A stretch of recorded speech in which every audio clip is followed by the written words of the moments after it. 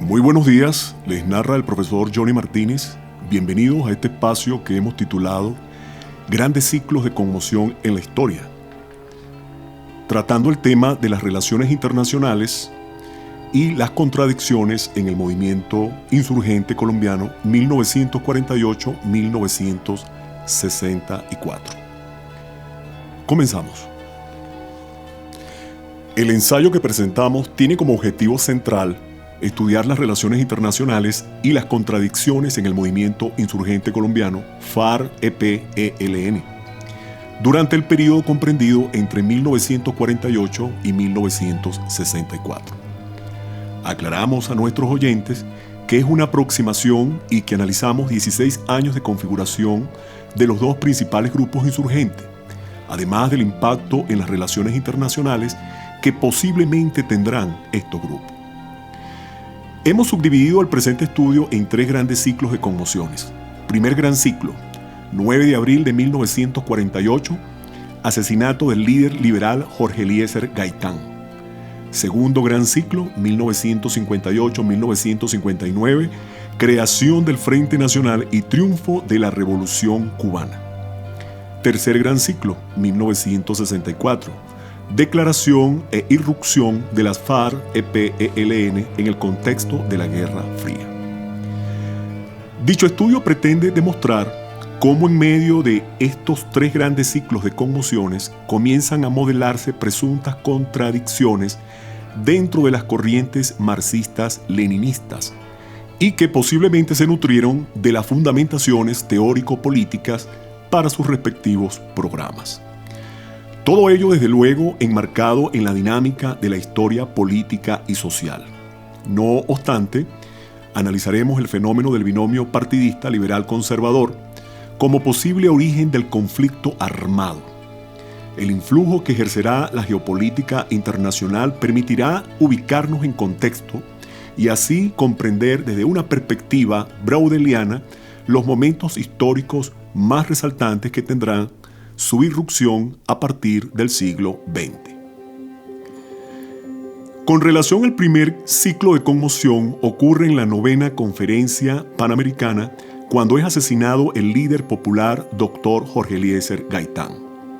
A partir de entonces, se rompería, según nuestra perspectiva, la línea de continuidad histórica en la República de Colombia. Dicho acontecimiento ocurrió el 9 de abril de 1948 y fue el estremecimiento que se dio en Bogotá y tuvo grandes repercusiones a nivel nacional. Fidel Castro Ruz estuvo allí, justo en medio del paroxismo. No pudo concretar la audiencia que justo tenía para ese día en que la oscuridad yacía para Colombia. Así comienza un episodio sangriento que atiza aún más la ya polarizada pugna entre conservadores y liberales.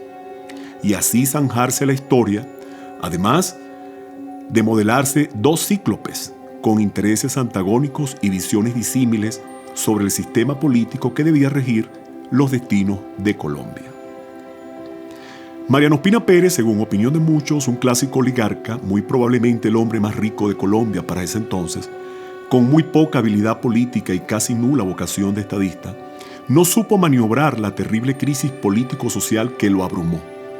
Su condición de ingeniero y su poco olfato político, lejos de ayudar, coadyuvó fue a empeorar. El Partido Conservador Colombiano de entonces argumentaba que se trataba de una conspiración internacional liderada por comunistas, aunque tales afirmaciones carecían de veracidad y quedaba la gran incógnita para despejar. Abordamos en nuestro estudio el período de Laureano Gómez Castro, 1950-1951, quien será una destacada personalidad del Partido Conservador y posiblemente el jefe con mayor influencia. A este le tocará sortear la difícil configuración de los 9 abrileros, que ya se agrupan en bloques de guerrilla, pero sin una clara y precisa orientación ideológica. Apenas se rumora que un tal Pedro Antonio Marín, alias Tiro Fijo, o Manuel Marulanda Vélez, es quien lidera a los campesinos para enfrentarse a las bandas armadas del bando conservador que se le conoce como pájaros o chuladitas. Una incipiente estructura paramilitar que busca y aniquila a todos los líderes liberales que han tenido cierto renombre para entonces. No obstante, los vaivenes y crítico estado de salud que tendrá que sortear Laureano Gómez impiden que concluya su mandato y será entonces su ministro de gobierno, Roberto Urdaneta Arbeláez, 1951-1953, el elegido designado presidente de la República. De manera pues que persistirá la pugna por el control del poder político. Nos aproximamos pues al cierre de este primer gran ciclo de conmociones y corresponderá al golpe de Estado perpetrado por el teniente general Gustavo Rojas Pinilla, que gobernará entre 1953 y 1957 bajo el lema Paz, Justicia y Libertad. Y que desde nuestra óptica lo que hizo fue todo lo contrario a lo que pregonó en teoría, ya que un sector importante del ala liberal mostrará indicios de carácter orgánico para la subversión. Rojas Pinilla consideraba que el fracaso de los partidos tradicionales había llegado a su ocaso y apostaba por el binomio pueblo-fuerza armada. No tuvo eco ni aceptación su propuesta en las masas populares. Es así, pese a haber impulsado un proceso de amnistía que terminó en una violenta persecución, el caos y anarquía social se apoderan de las calles y debe dimitir abandonando el poder en 1957. Comenzará nuestro segundo gran ciclo, 1958, con la Junta Militar liderada por Gabriel París Gordillo, entre otros líderes militares de alto rango, que completarán esta última etapa que culminará en 1958. Acá, por ejemplo, veremos un papel estelar del ideólogo Luis Morantes, alias Jacobo Arena, quien a través del Partido Comunista Colombiano, presumimos, comienza a establecer las conexiones entre los ejes Moscú-Pekín-La Habana.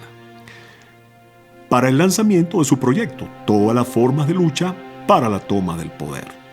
Es a nuestro juicio la impronta más importante en el ámbito de las relaciones internacionales y también el punto de inflexión para las contradicciones FARC-EP-ELN, dos visiones contrapuestas del marxismo-leninismo, revolución permanente, socialismo en un solo país. Serán las dos divergencias ideológicas de León Trotsky y de Josip Stalin, respectivamente, que tendrán sus repercusiones en todo el semicontinente latinoamericano. Y Colombia no será la excepción. No olvidemos que estamos en los albores de la gran revolución cultural. Cerramos nuestro tercer gran ciclo, 1964, etapa que abarcará los gobiernos de Alberto Lleras Camargo, 1958-1962, y Guillermo León Valencia, 1962-1966. Ambos con un país profundamente resentido en un clímax de violencia como nunca antes, con una vasta extensión del territorio signado por el caos. La conmoción más importante de este último ciclo será la crisis de los misiles en Cuba y la toma de Marquetalia. La primera ocurre en 1962 y la segunda ocurre en 1964. Un asentamiento campesino liderado por Manuel Marulanda Vélez y Jacobo Arenas. Acá tendremos la irrupción formal de los dos principales grupos guerrilleros colombianos, las FARC, organización pragmática con menos énfasis en los postulados marxistas-leninistas y con una tradición cultural en la preparación de guerra de guerrillas, resultado de la escisión del Partido Liberal, y un ELN entrelazado con la doctrina maoísta, guevarista y con un aditivo que serán los postulados de la teología de la liberación. Hemos tomado como herramientas para el análisis los puntos cardinales que nos ofrece la Escuela de los Anales, método desarrollado por Marc Bloch y Lucien Lefebvre y posteriormente ampliado y enriquecido por el gran maestro Fernand Braudel. Abordar un fenómeno como el que nos hemos trazado implica un tratamiento holístico de las ciencias sociales, enmarcando la mediana duración dentro del tiempo histórico. Las relaciones internacionales y contradicciones dentro del movimiento subversivo colombiano FAREP-ELN posee un rico y variado acervo documental. Se dice fácil, pero son más de 60 años ininterrumpidos de conflicto. Nuestra labor estará centrada en cómo aproximarnos a demostrar que existen esas contradicciones ideológicas en ambos grupos subversivos y cómo han influido las relaciones internacionales en los mismos. También hemos incorporado, para mejorar nuestro enfoque metodológico, los aportes de Marisol de Gonzalo, destacando el que está relacionado con el papel de los actores internacionales en la mediación del conflicto. De manera pues, nos aclara la investigadora que las relaciones internacionales no están solo sujetas a un derecho que ejercen los estados, sino que también pueden desarrollarse a escalas regionales y por allí tendremos una importante arista para nuestra investigación. Y prosiguiendo con la fuente, hemos recopilado en nuestra base de datos material historiográfico que servirá, desde luego, para nutrir nuestra información. No obstante, preferimos enunciar las fuentes primarias, que son la base para nuestro estudio. La violencia en Colombia, editado en 1962, Germán Guzmán Campos, en coautoría con Orlando Faz Borda y Eduardo Umaña, es un clásico de consulta obligatoria, posiblemente el trabajo mejor documentado con fuentes primarias. Luis Morante, alias Jacobo Arena, describe las características geográficas de Marquetalia y expone que es una comunidad socialista constituida por campesinos e ideólogos del Partido Comunista Colombiano. Cuadernos de campaña, por Manuel Marulanda Vélez, Tiro Fijo, publicado en la revista de las FAREP 1986, básicamente diserta sobre anécdotas ocurridas en el sur del Tolima y aunque sin una formación filosófica marxista, logra ser un experto en la estrategia de guerra de guerrillas, además de comprender el fenómeno subversivo por ser en cierto modo actor y parte del Partido Liberal.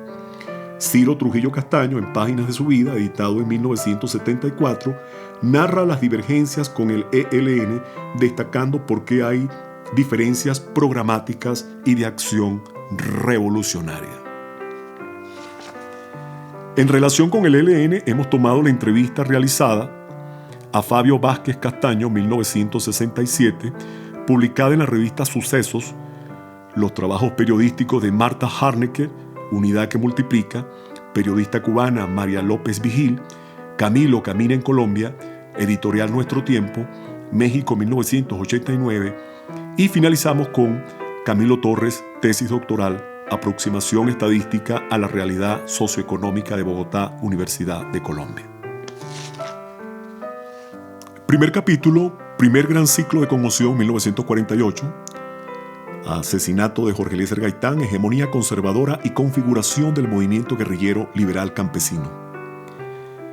La historia política de Colombia ha estado profundamente signada en la confrontación por el control del poder político. Esta ha sido una constante que ha marcado por más de siglo y medio la evolución política colombiana. Nos referimos al binomio Partido Conservador-Partido Liberal. Se ha dado a nuestro modo de ver una alteridad que, como todo proceso histórico, desencadenará un auge, un desarrollo y un declive. Nos encontramos en pleno año de 1948. El gobierno es ejercido por el conservador Mariano Ospina Pérez. Las circunstancias que llevan a este ingeniero antioqueño a la presidencia será la división que sufrirá el Partido Liberal, que irá con dos candidatos a la contienda electoral de 1946. De tal manera, los resultados obtenidos serán los siguientes. Mariano Ospina Pérez fue electo con 565.939 votos, seguido del liberal Gabriel Turbay con 441.199 votos y Jorge Eliezer Gaitán, disidente del liberalismo, quien obtuvo 358.957 votos. Estos resultados pondrán en evidencia la crisis interna del Partido Liberal, situación esta que afianzará la hegemonía conservadora. No obstante, el doctor Gaitán proseguirá su labor política. Ya había desempeñado altos cargos como alcalde de la ciudad de Bogotá y posteriormente ministro de Educación durante el gobierno de Alfonso López Pumarejo. De manera que la derrota política sufrida no impedirá en lo absoluto su clara y firme intención de ser presidente de la República. Un discurso que gravitaba casi siempre en la confrontación. Con frecuencia enunciaba contra las oligarquías, desde luego que muy a tono con la realidad sociopolítica del país. ¿Quién ejerce la presidencia? Nada más y nada menos que el nieto del otrora presidente llamado Mariano Ospina Rodríguez. De manera pues que esto le permitió a Gaitán convertirse en un ícono adorado por las masas populares y desarrollar un discurso perfectamente hilado e imbricado con la realidad política del país. Estamos en presencia de un fenómeno político que ha sentado las bases y ya se consolida en la opinión pública colombiana como líder indiscutible. Se agudiza la crisis social y política. Mariano Ospina Pérez se ve obligado por las circunstancias a invocar un gobierno de unidad nacional con la finalidad de evitar que la crisis se desborde y termine por romper la frágil institucionalidad de que aún goza. No obstante, llama al Partido Liberal a trazar una hoja de ruta y, cediendo espacios políticos del alto gobierno, pretendía disminuir la tensión. Sin embargo, la respuesta que obtuvo de Gaitán, quien ahora es la máxima figura, fue un rotundo y contundente no. Aunque no todos los dirigentes liberales se plegaron a los postulados del líder liberal, las bases populares y la mayoría de frentes sindicales, movimientos estudiantiles, organizaciones de izquierda, movimientos campesinos, entre otros, seguían a Gaitán con una fe ciega.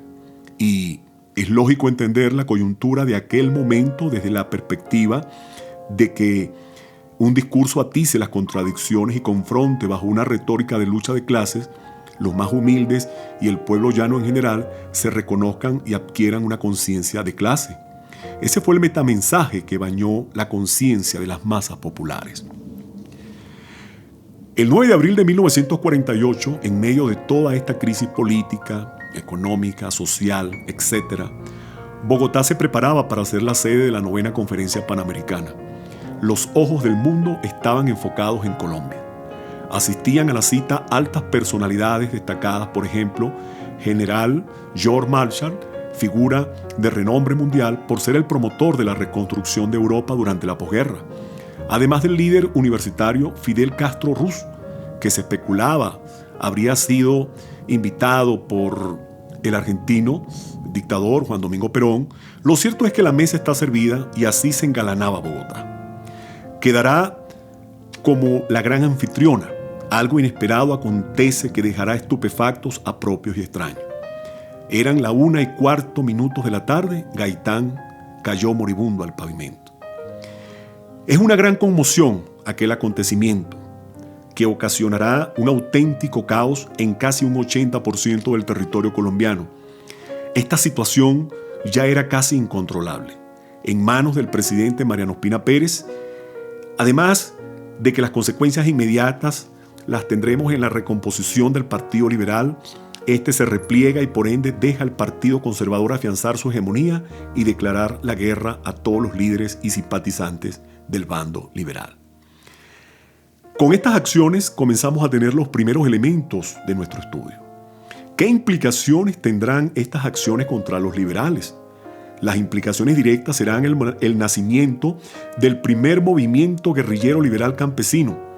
La actitud reaccionaria del Partido Conservador demostraría que el clima de violencia continuaría indefinidamente y consolidando su hegemonía en el poder entre los actores políticos desconocidos para entonces, pero que a raíz de esta crisis saltarán a la palestra. Estará Pedro Antonio Marín, alias Manuel Marulanda Vélez, tiro fijo, que asumirá las riendas de los primeros bloques de guerrilla al sur del Tolima. Expresa lo siguiente: los habitantes de esta comarca, de recia tradición liberal, fueron señalados por los interesados en propagar la violencia con fines económicos y políticos. Había que establecer un pretexto justificado, y este consistió en acusarlos de robo, de incendiarios, de asesinato y rebelión. Los calificativos de 9 abrileros y de chusmeros resumían todas las razones que aducían para avanzar con la persecución política en las veredas. los pequeños poblados y aún en las ciudades. Bastaban con que una región o vereda fuera señalada como la residencia de collarejos o comunistas para que la policía y los conservadores armados los agarraran, matando parte de sus habitantes, quemando sus casas, llevando ciudadanos prisioneros que nunca más aparecían, robando sus bestias de labor y ganado, violando sus mujeres. Bandas de conservadores se organizaban con el único fin de sembrar el terror entre la población y apoderarse de los bienes de los campesinos. La policía y las autoridades locales los apoyaban. La muerte deambulaba en las manos de estos asesinos que contaban con estímulos no despreciables del gobierno. Esto lo hemos tomado del cuaderno de campaña de 1986. De acuerdo con el testimonio del propio Marulanda, evidenciamos pues una clásica conducta de terrorismo de Estado, que se impone a numerosas poblaciones que comulgaban con las ideas liberales. Ahora, el bando conservador emplea la misma argumentación retórica de Gaitán, pero a su conveniencia, defendiendo sus intereses de clase.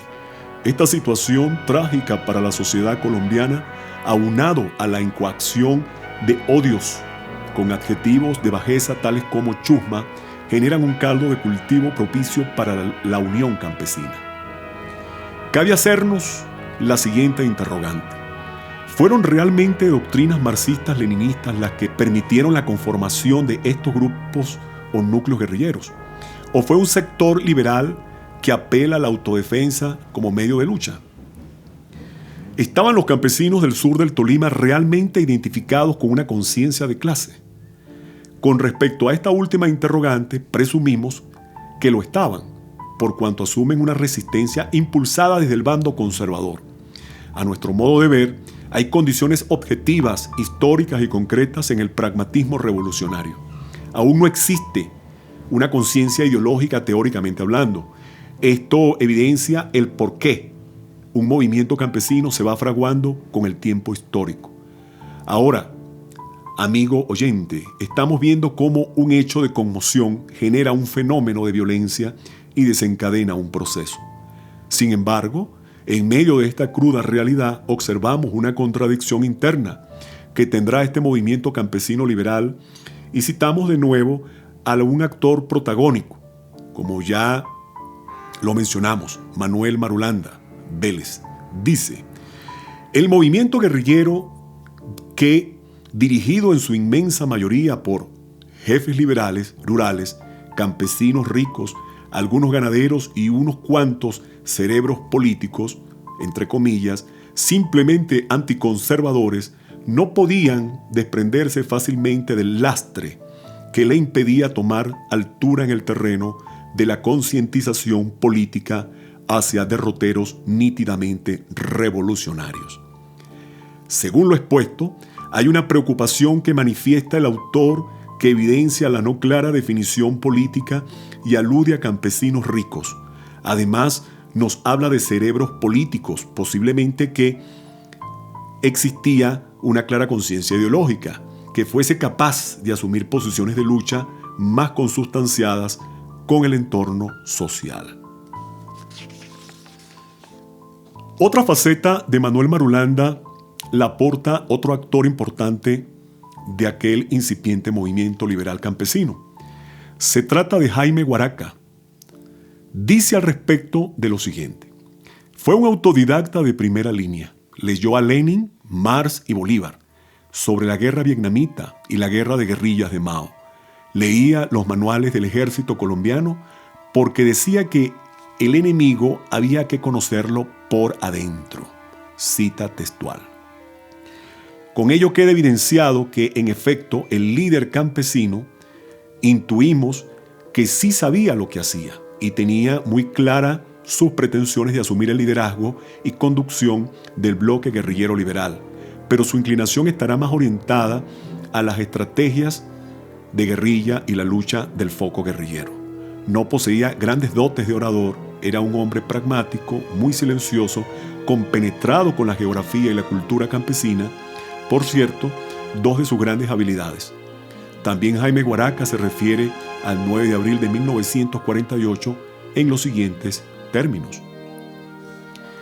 El 9 de abril, al ser asesinado Jorge Eliezer Gaitán, la violencia del gobierno conservador contra liberales y comunistas se propagó por todo el país. Mi familia debió hacer lo mismo que miles de campesinos, esconderse en la selva para huir de la muerte. Probablemente el movimiento liberal campesino sí se fraguó a raíz de la represión del Partido Conservador. Tanto Mariano Ospina Pérez, Laureano Gómez Castro y Ramón Urdaneta Arbeláez desarrollan 5 años continuos de una hegemonía conservadora que arrastra las viejas castas oligárquicas del siglo XIX. Sin embargo, el movimiento guerrillero campesino aún carece de fundamentación orgánica en cuanto a la concepción de un proyecto nacional. Apenas está en su fase embrionaria. Las circunstancias determinarán su curso y devenir histórico. La figura descollante en el bando conservador estará en el diplomático Laureano Gómez Castro. Poseía tal atracción sobre las masas conservadoras que lo seguían con una fe ciega. Aunque muy poco fue su aporte como estadista, aunado a su delicado estado de salud que impedía su ejercicio en el gobierno. Y es por ello que a otro diplomático le corresponderá continuar con las funciones del presidente. Será el caso de Ramón Urdaneta Arbeláez, quien es elegido y designado para la jefatura de gobierno.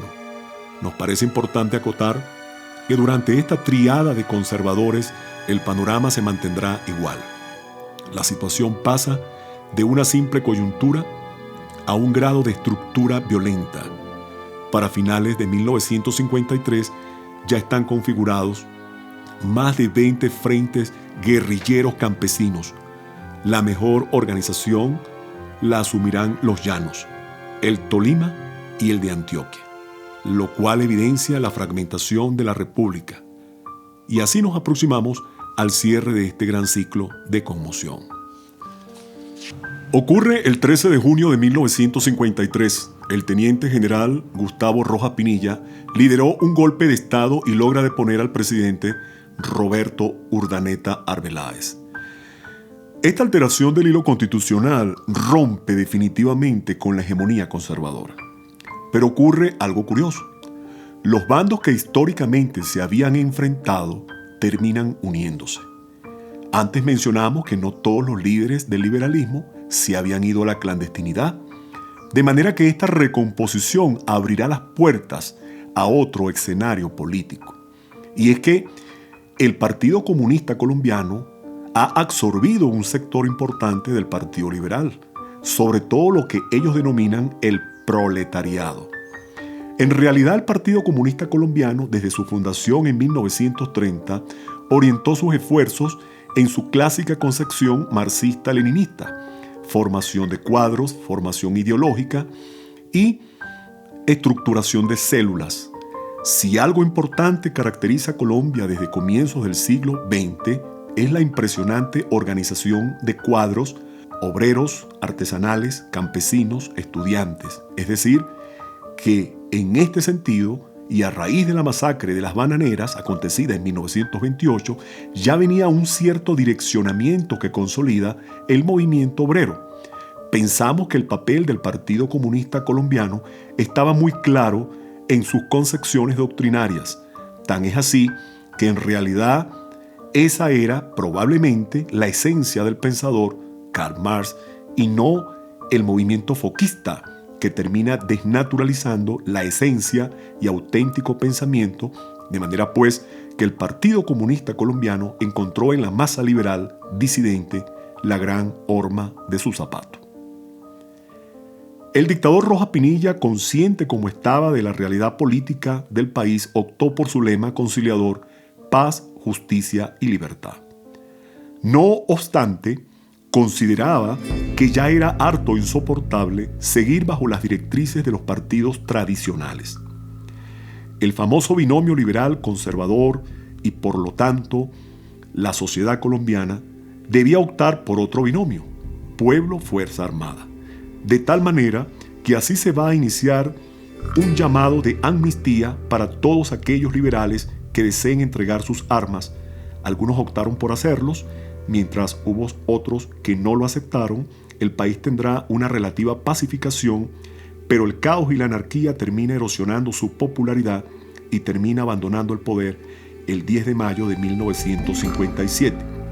Los tradicionales enemigos, ahora amigos en un frente nacional, la Iglesia y las diversas organizaciones sociales constituidas por comunistas, ahora unidas en un solo fin, unidad nacional, difícil tarea de lograr para los estadistas que hacen de la política su oficio. Ya no le correspondía al dictador, sino a la junta militar, pero con un cuadro tan complejo. La crisis alcanzará niveles similares a los de 1948, en 10 años transcurridos solamente. Segundo capítulo, 1958, creación del Frente Nacional, Junta Militar y Relaciones Internacionales, Cuba, Unión de Repúblicas Socialistas Soviéticas. Con la creación del Frente Nacional prácticamente se institucionaliza el bipartidismo en Colombia. Llama la atención porque esta acción que impulsan ambos partidos lo que hacen es sellar un gran pacto, aunque lo hicieran de manera democrática porque convocaron un plebiscito para dar una fachada de aparente institucionalidad. Sus consecuencias serían catastróficas para la vida democrática del país. Veamos por qué. ¿Acaso fue un pacto de élites oligárquicas y así alternar el control del poder? ¿Cómo queda el sector de las bases liberales que tuvo que refugiarse para huir de la muerte producto de la persecución por parte de los conservadores? ¿Por qué el Partido Liberal pacta con su histórico enemigo? Muchas dudas quedan por dilucidar en este sentido. Lo cierto es que un gran sector de ese otrora Partido Liberal yace en manos de un movimiento campesino alzado en armas. Las repercusiones que tendrán dicho frente, que no será otra que un pacto para alternar el poder en forma periódica, provoca toda clase de estupor en la precaria dirigencia campesina, que, como hemos acotado en el segmento anterior, está carente de un proyecto nacional, pero que viendo tales acontecimientos no dejarán de perder esta oportunidad tan valiosa para sus aspiraciones. Ya tienen condiciones de una realidad política concreta, ya existe, según la literatura marxista, condiciones objetivas para apuntalar dicho proyecto. Aunque la Junta Militar venía ejerciendo funciones desde mayo de 1957, su situación parecía más a una de transición que otra cosa. Lo constituían, cito, contraalmirante Rubén Piedrahíta Arango, mayor general Gabriel París Gordillo, director de la Policía Nacional, mayor general Deogracia Fonseca, comandante del Ejército, brigadier general Rafael Navas Pardo y el director de Servicio de Inteligencia colombiano, brigadier general Juan Bautista Córdoba. El Partido Comunista Colombiano, a través de sus camaradas, especulaba en medio de sus elucubraciones que la susodicha junta militar no hacía otra cosa que lo pactado en el acuerdo de Benidorm. Es así como comenzamos a ver las costuras de un traje que se ha hecho a la medida del binomio bipartidista. Dejará en evidencia su encuadramiento en el reparto del poder. Pero esto no termina acá. ¿Cómo queda el ala liberal disidente que ya cuenta con casi 20 frentes guerrilleros campesinos? Este sector, ignorado y subestimado, comenzará a ser observado con detenimiento por el Partido Comunista Colombiano y por dirigentes internacionales comunistas de la Internacional Socialista. En el segmento anterior hicimos énfasis que Manuel Marulanda había leído teorías marxistas, pero su actitud estaba más orientada a la táctica y estrategia de guerra de guerrillas, es decir, un hombre pragmático que se mueve en medio de situaciones hostiles y con frecuencia adversas. No olvidemos que vive en la clandestinidad. Él no está solo. Lo acompañan Jaime Guaraca, Jacobo Prías Alape, alias Charro Negro. Este último, por cierto, sí era un ideólogo comunista. Su muerte en combate evitó una participación más protagónica. En otra ciudad, un líder estudiantil llamado Luis Morante, y que aún no conoce a Marulanda, ha desarrollado diversas actividades subversivas, pero es poco conocido. Su nombre poco suena a las élites políticas. También es miembro del Partido Comunista Colombiano y ha tenido la oportunidad de viajar a Cuba y entrevistarse personalmente con Fidel, posiblemente. Además de que su salto como comandante guerrillero lo ampliaremos más arriba. Decimos también que el Partido Comunista Colombiano comienza a tener mayor imbricación con las ya más orgánicas zonas rurales de autodefensa, que enarbolan la bandera del movimiento agrario guerrillero Por ahora falta muy poco para que este movimiento incipiente se funda y se consolide bajo una estructura orgánica.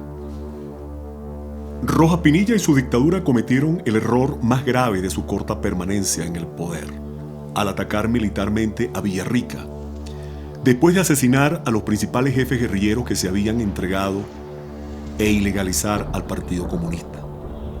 Segundo, el gobierno militar que le siguió y el de Lleras Camargo, época del florecimiento del bandolerismo como arma anticomunista, abrazaron la esperanza de que lograrían hacer de nosotros lo mismo que con Jesús Oviedo, Mariachi, Efraín Palomino Arboleda y Leopoldo García Peligro, unos capataces políticos anticomunistas fusil en mano. Tercero, ya en 1958 éramos un movimiento de gran respetabilidad y muy vinculado con los demás en la lucha de masas de la población de todo el país.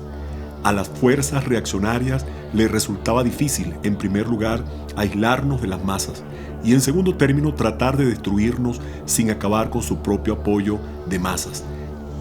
Esto es, y aniquilar sus mismas promesas de paz, de justicia y de respeto a los trabajadores.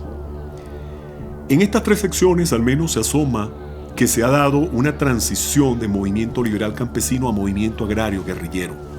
Ya la estructura guerrillera colombiana ha echado raíces profundas, despunta como el mejor movimiento guerrillero organizado de América Latina, pero esto no se ha debido solo al impulso del Partido Comunista Colombiano, que hasta el momento ha tenido protagonismo político, pero no en el ámbito guerrillero. La Unión de Repúblicas Socialistas Soviéticas como satélite mayor y Cuba como su satélite auxiliar en Latinoamérica impulsan un proceso de vanguardia a través de la Internacional Socialista para permear gobiernos que ellos denominan capitalistas o burguesías explotadoras. En los documentos citados hasta ahora se evidencia el papel desempeñado por la Revolución Cubana. Y los apuntes de un actor sin desperdicio del conflicto nos da las claves para nuestra aproximación al respecto. Ciro Trujillo expresa: yo encontré que en las tesis del Che se hallan conceptos, observaciones, planteamientos de importancia al lado de afirmaciones equivocadas. Acá observamos que el pragmatismo coadyuvó a revertir la dialéctica. Sin teoría no hay revolución. Sin revolución no hay teoría. Por ello las condiciones históricas, reales y objetivas fueron en cierto modo las que fraguaron el movimiento guerrillero colombiano. Vale la pena mencionar que ya el movimiento guerrillero comienza a tener beligerancia. Ha sido tal su ensamblaje que se inicia un proceso para fundar repúblicas independientes dentro del propio Estado colombiano. ¿Qué pasó con la alta dirigencia conservadora y liberal al no analizar las consecuencias que sus acciones tendrían? Prosiguiendo con los escritos de Ciro Trujillo Castaño, al referirse a la Revolución Cubana, lo hace en los siguientes términos: somos la única guerrilla que surge de la acción autodefensiva del campesinado. El marxismo nos ha enseñado a comprender que una revolución triunfante no es la obra de un puñado de audaces, sino la obra de un pueblo dispuesto, como lo ha expresado siempre, por ejemplo, el pueblo cubano, a defender con su sangre aquella sublime consigna de patria o muerte. De acuerdo con todo el material revisado, se confirma la tesis, como en efecto hemos sostenido, que en el caso puntual del movimiento agrario guerrillero es una organización autónoma que brilla con luz propia, que tiene una tradición de lucha que la origina el aparato represor del Estado. Ya posee todo para declarar la guerra, ya es prácticamente un Estado dentro del Estado. Lo curioso e irónico de todo este proceso de contradicciones del que hasta ahora tan solo hemos visto la punta del iceberg y que llega al colmo por la forma tan deliberada como Alberto Lleras Camargo, que era la antítesis frente a Gaitán, ahora jefatura el Frente Nacional y autoriza la represión contra sus antiguos aliados, ahora enemigos, en nombre de un Estado autoritario, que terminará trágicamente. Los documentos de Ciro Trujillo Castaño son más que elocuentes en este sentido. Por cierto, forman parte del acervo histórico documental para el conflicto. Cito: el exterminio de comunistas y su organización completaban su informe por donde pasábamos, diciéndoles que Villarrica había sido atacada y que se desarrollaría una feroz guerra contra el movimiento agrario del lugar. Algunos nos decían que estábamos perdidos, que nos entregáramos. A pesar de todo, llegamos. Jacobo Pría se encontraba en Río Chiquito con una comisión de las que llamábamos rodadas, estudiado en esa zona del Cauca porque el Manuel, mi amigo Pedro Antonio Marín, había decidido fundar Marquetalia unos kilómetros más arriba de nuestro antiguo destacamento de San Miguel de Peñarría, utilizando la riqueza de la hoya del río Atá y favorable ubicación militar. Por estos testimonios se confirma la beligerancia del movimiento agrario guerrillero. Estaban dispuestos y con la capacidad para fundar repúblicas. Pero sobre esto hablaremos en el próximo cierre del gran ciclo de conmoción. Tercer capítulo. Gran ciclo de conmoción 1958-1964. Asalto a Marquetalia, Guerra Fría, fundación y contradicciones ideológicas de la FARC-EP-ELN. En este último y tercer gran ciclo de conmoción de cierre, le corresponde al liberal Alberto Lleras Camargo asumir la transición. Analizábamos en el capítulo anterior las implicaciones de este Frente Nacional. No obstante, es importante acotar que el presidente Lleras se convirtió en el artífice más importante de esa fusión, que lo va a mantener en forma alternada en el poder. Hay una relativa calma en los centros urbanos más importantes. Bogotá, Medellín, Cali, entre otras ciudades importantes. El problema más grave persiste en las zonas de autodefensa rurales, tales como Huila, Pato, Río Chiquito, Chaparral. Todas estas son asentamientos campesinos enclavados en los departamentos del Valle, Antioquia, Tolima, etc. Con el triunfo de la Revolución Cubana el 1 de enero de 1959, los grupos insurgentes ven la real posibilidad de asumir el poder a través de la lucha armada. Pero el caso del movimiento guerrillero campesino y ahora movimiento agrario guerrillero, que ya cuentan además con un proyecto agrario muy bien estructurado, nos dice Monseñor Germán Guzmán Campo lo siguiente: los campesinos se organizan en torno a la tierra, su producción y defensa armada. 1. El comisario político es el adoctrinador que plasma conceptos nuevos. 2. El jefe de la comunidad atiende a la autodefensa y régimen interno. 3. El parcelador, un lote de terreno a cada familia y dirime inapelablemente pleitos de lindero y posesión. 4. Un responsable de cada vereda. Los jefes de vereda forman el Estado Mayor. 5. Un secretario, generalmente mujer, atiende actos de propaganda y archivo. Se evidencia en el siguiente extracto que las organizaciones guerrilleras colombianas ya está sólidamente constituida. Esto confirma la tesis que hemos venido sosteniendo en los capítulos anteriores, que con este tipo de estructura caminará con sus propios pies. Nadie podrá alterar ni perturbar su curso. Por su parte, el Partido Comunista Colombiano, que como dijimos al principio, muchos de sus dirigentes connotados se alistan en esta empresa, alejándose totalmente de lineamientos teóricos impartidos desde Cuba y Moscú. Al respecto citamos las declaraciones del secretario general del Partido Comunista Colombiano, Gilberto Vieira. Son guerrillas campesinas que se identifican con la política del Partido Comunista Colombiano. Hay que entender que desde que se destaca la lucha guerrillera, es absolutamente imposible que el partido asuma la dirección del movimiento armado. Esta tiene su propia dirección, sus comandos operativos que actúan respectivamente. Acá es cuando se produce el punto de quiebre en el Partido Comunista, lo cual origina el nacimiento de una brigada que se llamará José Antonio Galán, futuro ELN, Ejército de Liberación Nacional, que posiblemente recibirá instrucciones y lineamientos directos de Ernesto Guevara y tendrá un marcado influjo maoísta. Sus máximos exponentes serán Fabio Vázquez y Camilo Torres, este último sacerdote, pero también marxista, aunque algunos estudiosos del conflicto armado colombiano lo vinculan a la teología de la liberación. Consideramos, de acuerdo a la fuente, predomina la línea Cuba-Moscú. Decíamos en el segmento anterior, cuando hablábamos de la guerrilla campesina, que fue adquiriendo un carácter de tal beligerancia que comenzarán a fundar repúblicas independientes. Ya se habla de la República de Marquetalia, pero aclaramos lo siguiente a nuestro oyente. No es política oficial del movimiento armado, es decir, guerrillero, la fundación de tales repúblicas, entre comillas. Pensamos que el desconocimiento que en cierto modo tenían del complejo fenómeno guerrillero, por ser clandestino, dificultaba para la vocería de los líderes bipartidistas emplear adjetivos más en sintonía con la realidad. Al respecto, Álvaro Gómez Hurtado decía: hoy en este país una serie de repúblicas independientes que no reconocen la soberanía del Estado colombiano, donde el ejército colombiano no puede entrar, donde se le dice que su presencia es nefanda, que ahuyenta al pueblo, a sus habitantes. Hay repúblicas independientes en Sumapaz, Planadas, Río Chiquito, la de este bandolero que llaman el Richard, y ahora tenemos el nacimiento de la República del Bichada.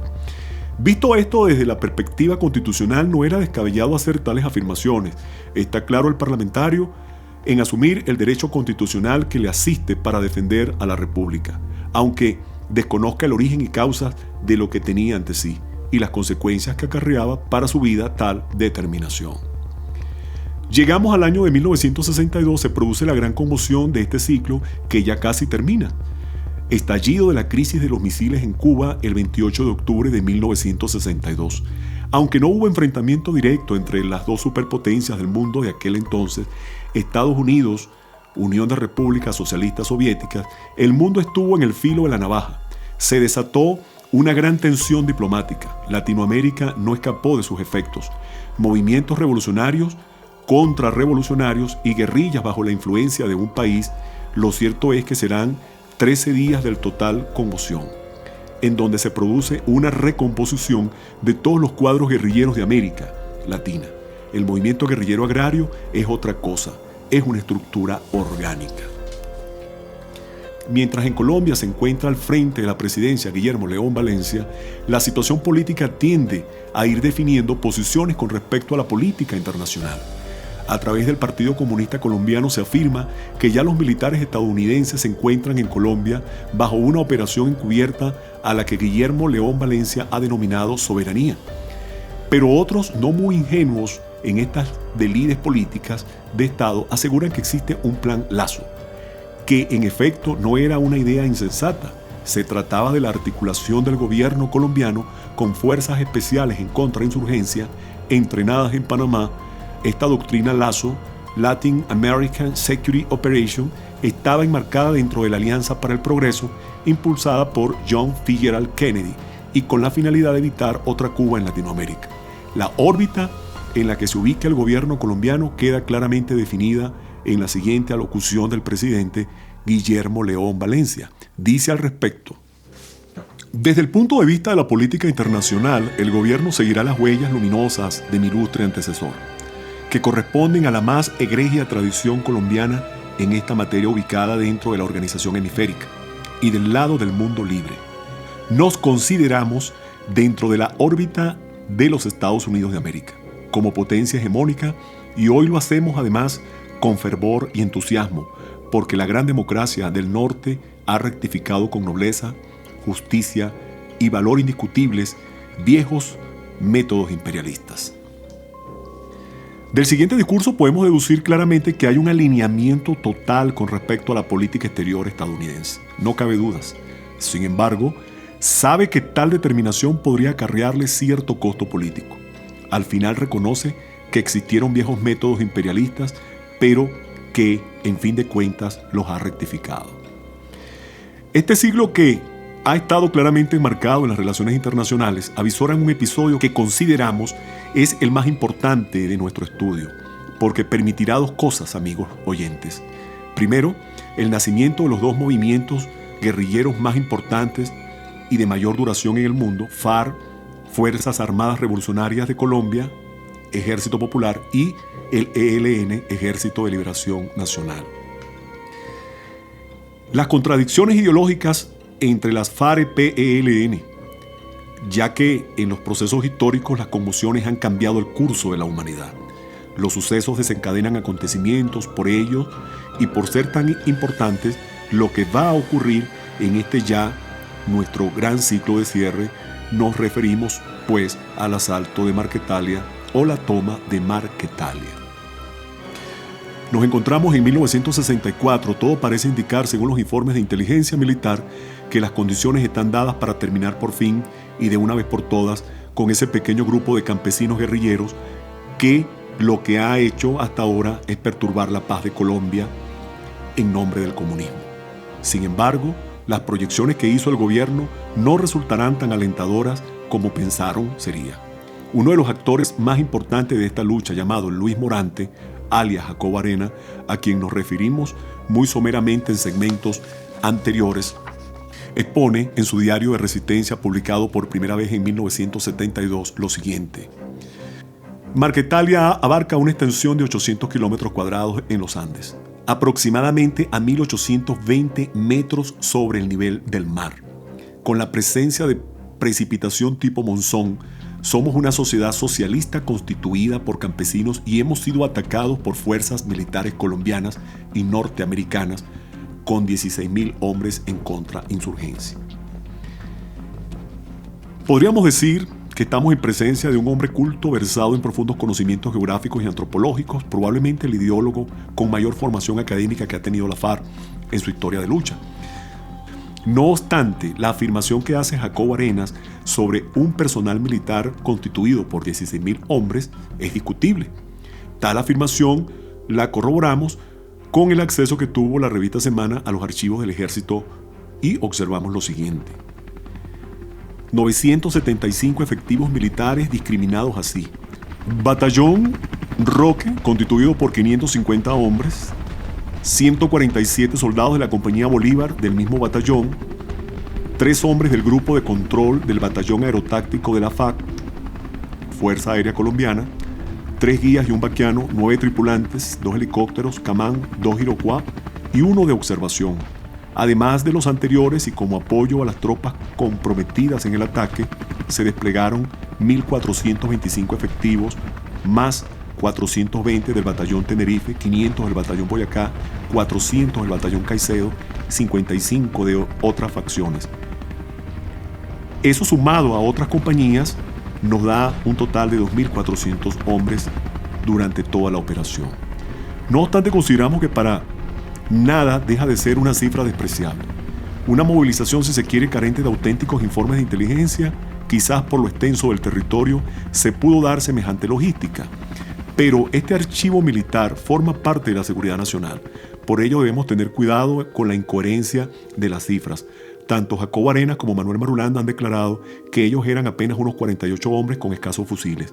Cifra que pudiera ser dudosa. Pensamos que presuponían que tarde o temprano el gobierno enviaría grupos en contrainsurgencia. Este asalto de Marquetalia se convertirá en la rampa de lanzamiento de manera oficial de la FARC y del ELN como movimiento guerrillero.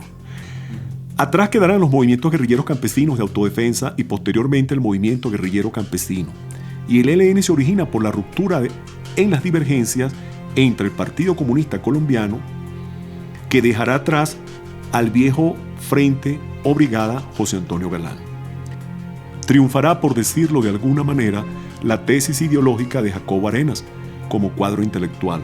Organizó un programa educativo de gran escala para adoctrinar a los primeros combatientes de la guerrilla de las FARC. La mayoría provenía de familias campesinas, pobres, analfabetas. Los indujo en la teoría marxista-leninista. Su condición de antropólogo le permitió estudiar a las comunidades indígenas en el departamento del Tolima. Acá se localizaba Marquetalia. Estuvo siempre de acuerdo con las concepciones teóricas marxistas para la guerra de guerrillas, es decir, revertía la dialéctica, divergía con los movimientos comunistas del mundo al afirmar: no enseñan la ideología comunista correctamente a sus miembros. Para el porvenir, esta afirmación zanjará en carne y hueso la gran contradicción ideológica entre la FARC-EP y el ELN. Por ello estarán orientadas con un mismo fin, pero con diferentes medios. Sin embargo, jamás se enfrentarán en el terreno de los acontecimientos. El Che Guevara se expresaría en los siguientes términos al replicar a su par diplomático colombiano, y con ello damos por concluida nuestra investigación, que se ha hecho como un aporte a la comprensión del fenómeno guerrillero de mayor impacto y de más larga trascendencia en el mundo. ¿No recuerda el señor presidente de Colombia que en Marquetalia hay fuerzas a las cuales 11 propios periódicos colombianos han llamado la República Independiente de Marquetalia, y a uno de cuyos dirigentes se le ha puesto el apodo de Tiro Fijo, para tratar de convertirlo en un vulgar bandolero? Un momento histórico complejo por la gran bipolaridad entre Estados Unidos y la URSS, Unión de Repúblicas Socialistas Soviéticas. Todo el accionar insurgente se operaba desde los ejes URSS, Pekín, Cuba. Estados Unidos no se quedaba atrás. Para ello aplicó diversos programas doctrinarios para contener el auge subversivo en esta parte del continente. Muchas gracias por su atención y ese ha sido nuestro ensayo relacionado con las contradicciones ideológicas en el movimiento insurgente colombiano y sus relaciones internacionales. Muchas gracias.